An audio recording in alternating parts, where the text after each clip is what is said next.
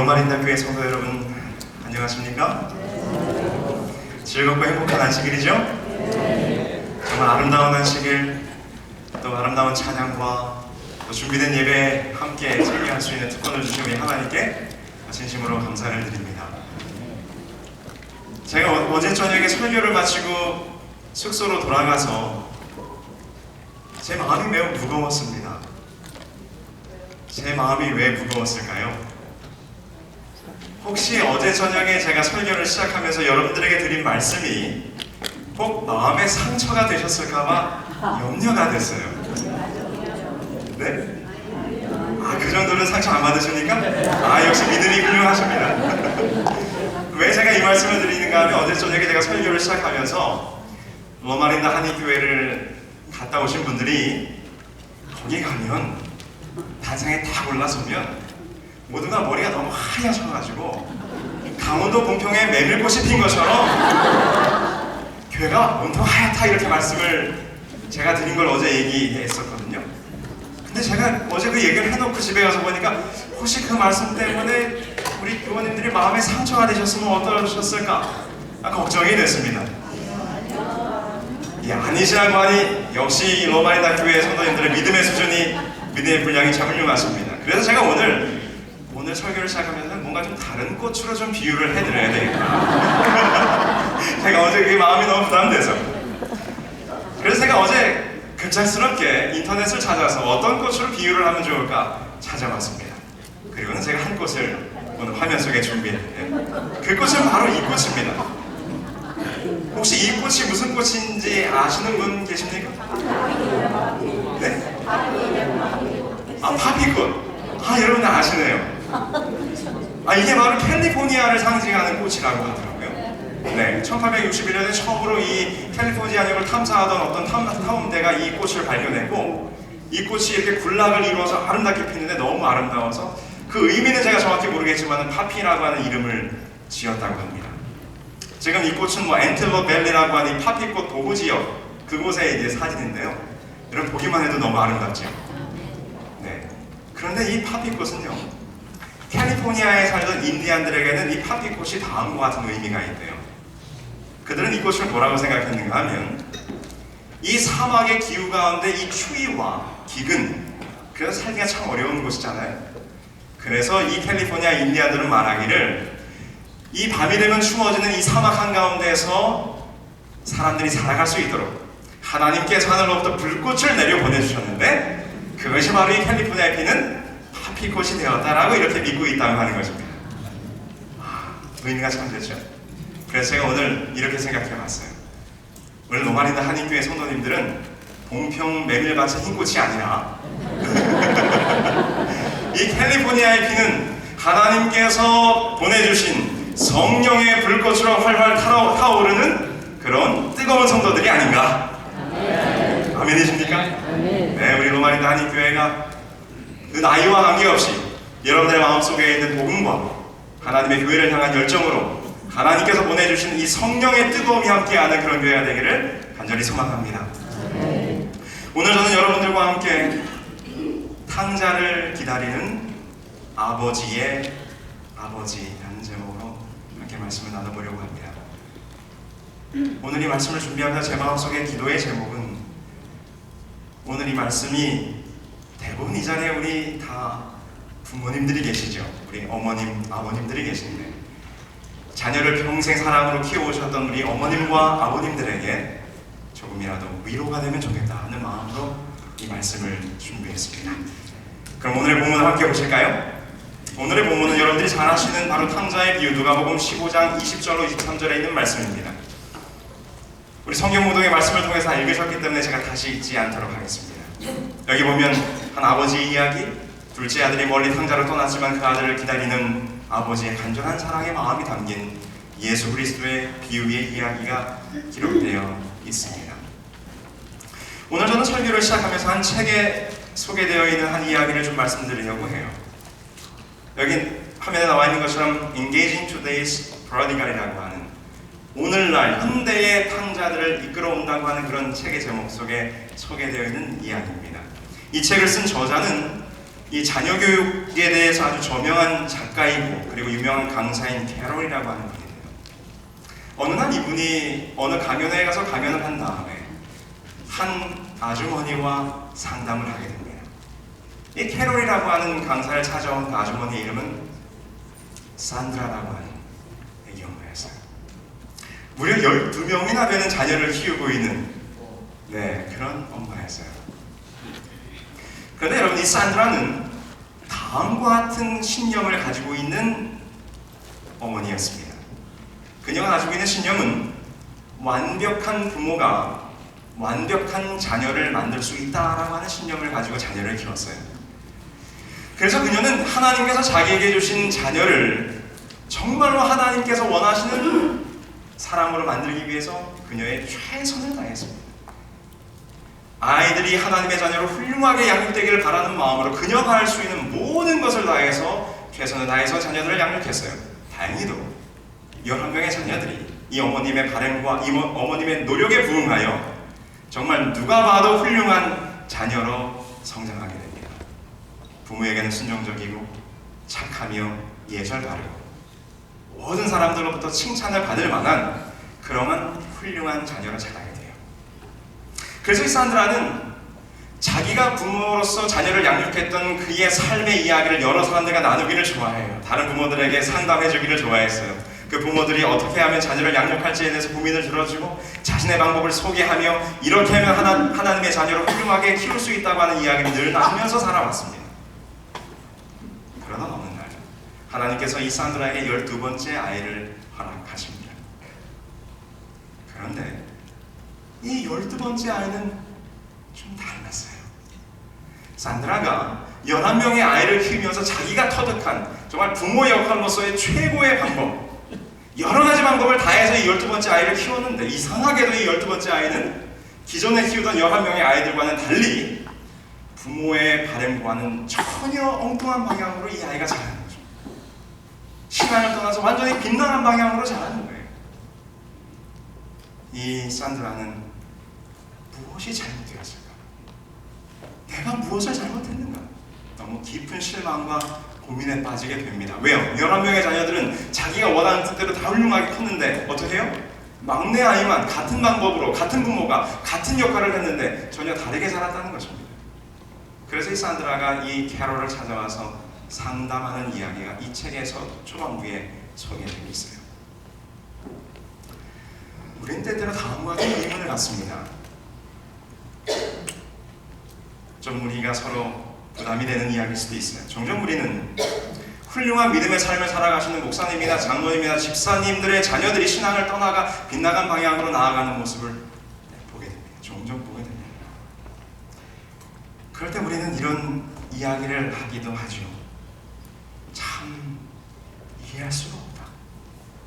그 목사님이, 그 장로님이, 그 집사님의 신앙이 그렇게 훌륭한데 왜 자녀들은 그렇게 되었을까? 그러면서 또 부모의 입장에서는 이렇게들 말씀하십니다. 제 아들이, 제 딸이 저의 무엇이라고요? 저의 십자가입니다 라고 하는 말을 우리는 듣습니다. 그래서 우리는 종종 너무도 쉽게 그 부모들에게 책망이 담긴 눈초리를 보내기도 하고 부모들은 그들 스스로를 자책하기도 하는 모습을 보게 됩니다. 그런데 왜 우리는 이런 생각을 하게 되는 것일까요?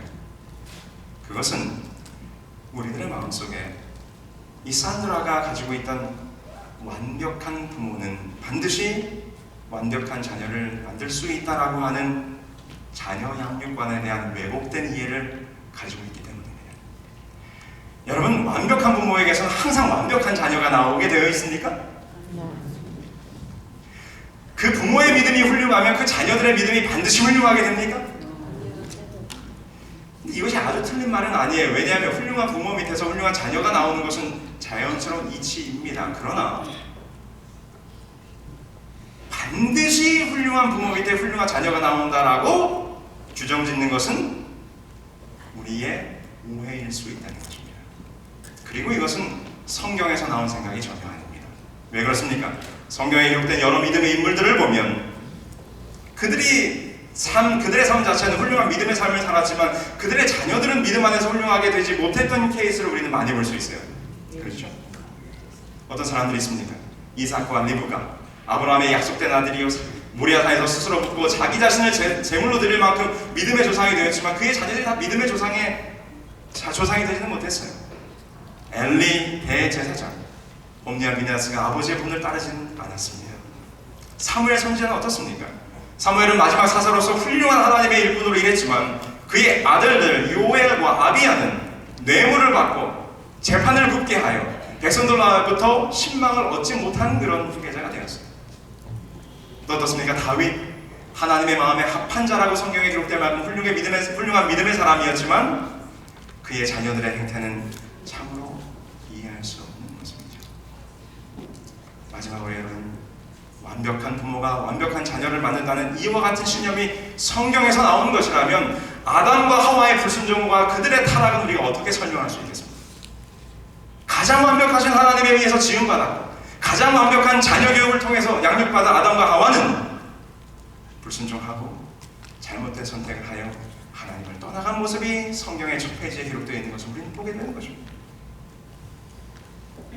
그래서 완벽한 부모가 완벽한 자녀를 만든다라고 하는 이 명제는 우리가 다시 생각을 해봐야 될 것 같아요. 그래서요, 우리가 이 부모와 자녀 간의 관계 속에서 우리가 한 가지 간과하고 있는 사실이 하나 있습니다.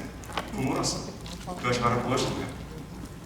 물론 좋은 부모의 역할이 자녀들에게 좋은 영향을 미친다는 것은 분명한 사실입니다. 그러나 우리가 기억해야 할 것은 좋은 영향력을 미친다는 것이 자녀들을 완벽하게 통제하여 제어할 수 있다는 말은 아니라고 하는 것을 우리가 기억해야 해요. 그래서 우리가 간과하고 있는 한 가지 사실은 무엇인가 하면 바로 이것입니다. 하나님께서 우리 자녀들에게 스스로 생각하고 선택할 수 있는 무엇을 주셨다? 자유의지를 주셨는 것입니다. 여러분들 다 자녀를 키워보셔서 아시겠지만 어떻게 한 배에서 나왔어도 그 자녀들의 모습이 다 같으시던가요? 아니면 다 다르던가요? 네, 저도 아들이 하나 있고 딸이 하나 있는데요. 이제 올해 대학을 가는 큰 아들이 있고 둘째는 지금 이제 고등학교 이제 서퍼머가 되는 지금 이제 주니어가 되는 그런 딸이 있습니다. 제가 저희 아들 딸 얘기를 지금 할 수가 없어요. 왜냐면 이게 레코딩 되고 있기 때문에. 저희 아들이 어디 가서 부탁을 해요. 아빠, 절대 설교할 때 우리 허락 없이 우리 얘기 하지 마. 근데 어쩌면 이렇게 다른지요? 성격도 다르고 취향도 다르고 하는 짓도 다르고 말입니다. 한 아버지 한 어머니 밑에서 나왔는데 왜 이렇게 다른지 모르겠어요. 왜 그런가 하면 하나님께서 그 아이들마다 독특한 개성을 주셨고 무엇을 주셨기 때문에 자유의지를 주셨기 때문에. 그러므로 오늘 부모님들이 한 가지 우리가 마음속에 아셔야 되고 받아들여야 될 한 가지 사실은 바로 이것입니다. 훌륭한 부모들의 좋은 부모 역할이 자녀들에게 좋은 영향력을 미친다는 것은 사실이지만 자녀들의 마음과 신앙을 부모로서 뭐 할 수 없다? 강제할 수 없다는 것을 우리는 받아들여야 합니다. 자, 그럼 이제 오늘 본문의 이야기를 한번 들어가 볼까요? 오늘 누가복음 15장에는 떠나버린 아들을 애타게 기다리는 한 아버지의 이야기가 나옵니다. 이 아버지는 떠나간 죄인을 기다리는 우리 하늘 아버지를 비유하는 인물로 예수님께서 우리들에게 비유의 말씀으로 주신 거죠. 근데 여러분 생각하기에 이 누가복음 15장에 기록된 이 탕자의 아버지는 좋은 아버지였을까요? 아니면 나쁜 아버지였을까요? 좋은 아버지였을 것 같은데요. 그런데 애석하게도 이 누가복음 예수님의 비유 속에는 이 아버지가 그 자녀를 어떻게 양육했는지에 대한 이야기는 기록되어 있지 않아요. 그저 아들이 떠나갔고 돌아왔다는 이야기만 기록되어 있습니다. 그런데 우리가 실물 교훈의 이야기를 좀 읽다 보면 그 아버지가 어떻게 자녀를 양육했는지에 대해서 조금 힌트를 얻을 수 있습니다. 다음과 같은 구절이 나오는데요. 이 둘째 아들은 가정에서 아버지의 제재에 몹시 실증이 났다. 그는 아버지가 자기의 자유를 구속한다고 생각했다. 자기에 대한 아버지의 사랑과 돌보심을 오해하고 그는 자기의 기분을 쫓아 살기로 결심했다. 라고 기록하면서 아울러 실물교훈에서 부연하여 설명한 이 둘째 아들은 아버지를 그의 부친을 엄격하고 가혹한 사람이라고 여겨 그분의 억압으로부터 도망가기 위해서 집을 떠났다라고 실물교훈은 기록합니다. 근데 이 이야기를 조금 생각해보면 이 이야기를 말씀을 비추어 생각해볼 때 이 탕자의 아버지는 엘리 제사장이나 사무엘처럼 자기 자신은 훌륭한 믿음이었지만 자기 자녀들에게는 너무 관대하여 그 자녀들로 하여금 타락하게 만들 만큼 그런 무책임한 아버지는 아니었다는 것을 알 수 있어요. 왜 그렇습니까? 그의 아버지가 사랑으로 그 둘째 아들을 제재하고 양육하고 바르게 키우려고 애썼다고 하는 것이 이 말씀 속에 기록되어 있기 때문이죠. 그러나 탕자의 아버지는 최선을 다하여 이 아들들이 믿음 안에서 경건하게 자라길 바람으로 최선을 다해서 양육했지만 그럼에도 불구하고 둘째 아들은 어떻게 된 것입니까? 그의 아버지를 떠나서 탕자의 길로 가게 된 것입니다. 다시 한번 이 탕자의 비유는 아무리 훌륭한 부모라 할지라도 자녀들의 신앙을 강제할 수 없음을 우리들에게 보여주고 있는 또 다른 이야기가 되는 것입니다. 그래서 오늘 이 시간에 제가 기도하면서 간절히 여러분들에게 드리고 싶은 말씀은, 먼저 우리 부모님들이시여 자녀들의 짐을 내려놓으시게 되길 바랍니다.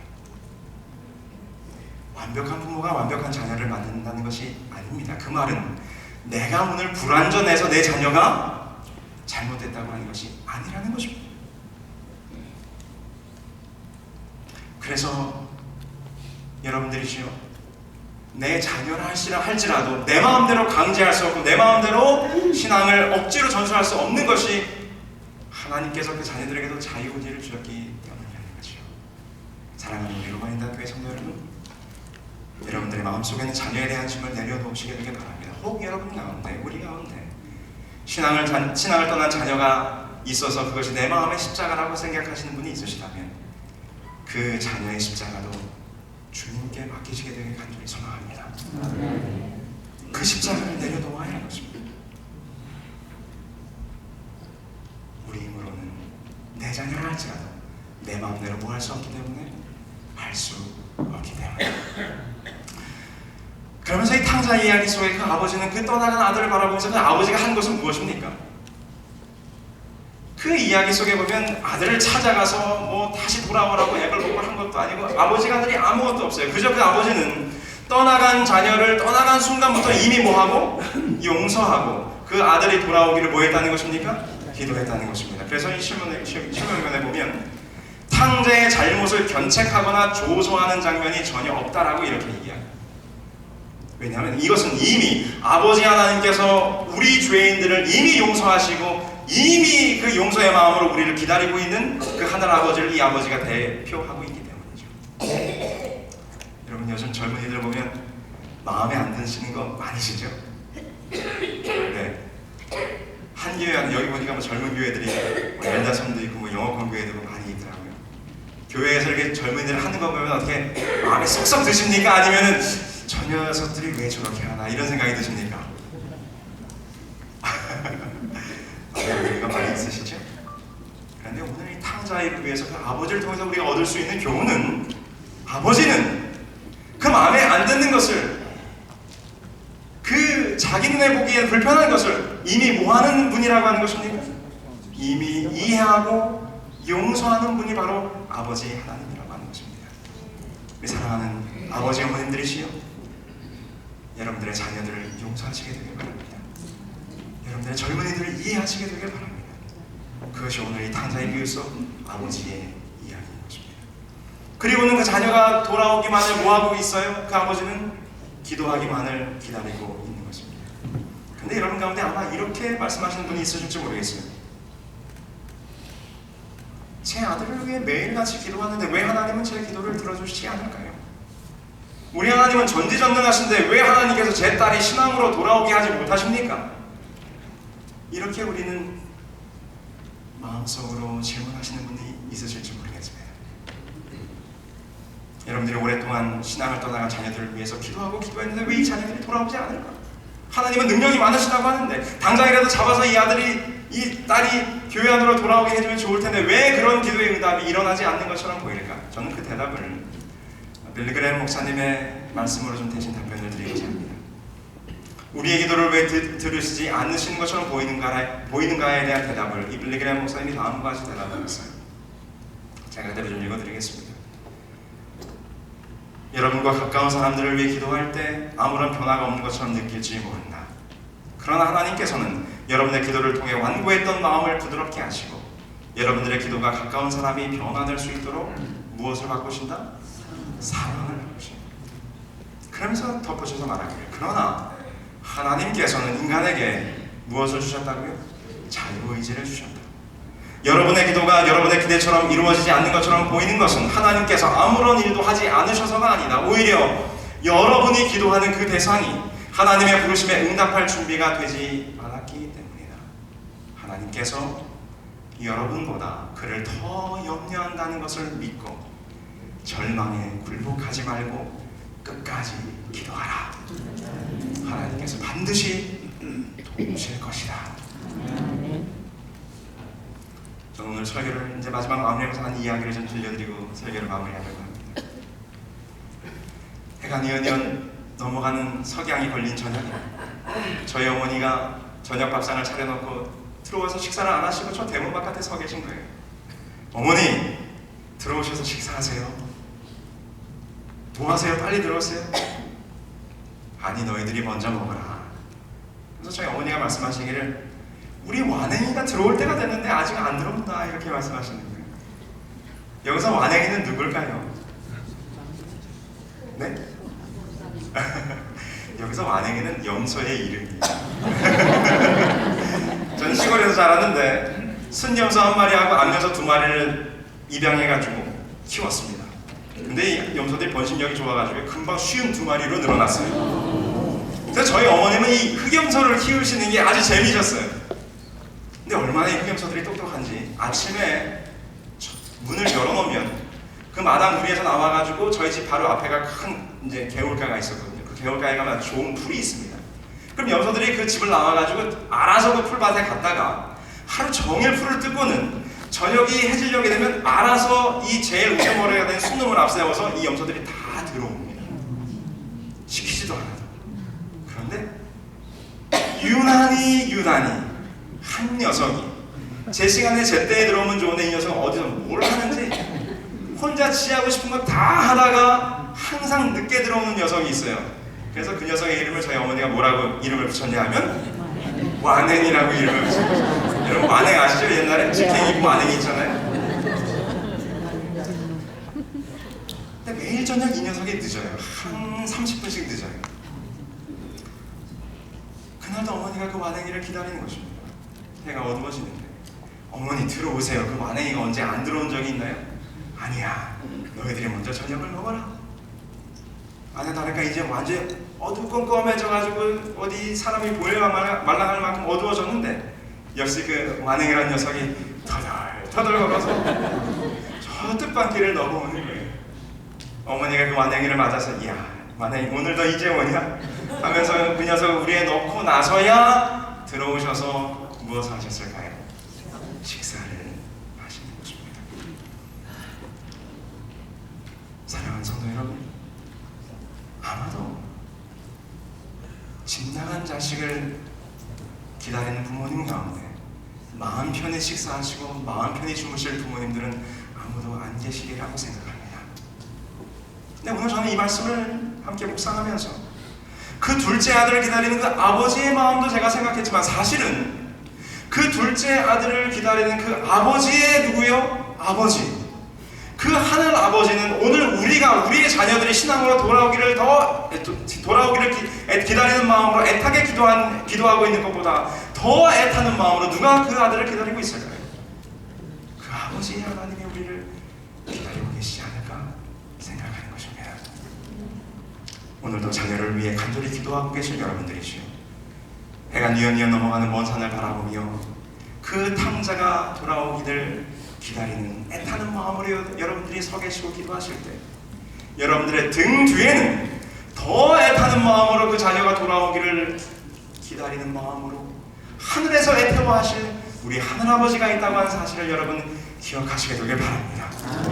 그 하나님께서, 그 하늘아버지께서, 탕자를 기다리는 그 아버지께서 오늘 우리들에게 다음과 같이 약속의 말씀을 주시는 것입니다. 주의 약속은 어떤 이들이 더디다고 생각하는 것 같이 더딘 것이 아니라 오직 주께서는 너희를 다해 오래 참으사 아무도 멸망하지 아니하고 다 회개하기에 이르기를 원하시느니라. 그 하늘아버지가 우리의 사랑하는 자녀들을 위하여 더 간절히 애타는 마음으로 기다리고 있다는 사실이 여러분들의 마음속에 위로가 되시고 힘이 되시고 용기가 되시며 그 하늘 아버지가 우리 아버지인 것으로 인하여 감사하시는 오늘 이 안식일 되기를 간절히 소망하면서 말씀을 드리겠습니다.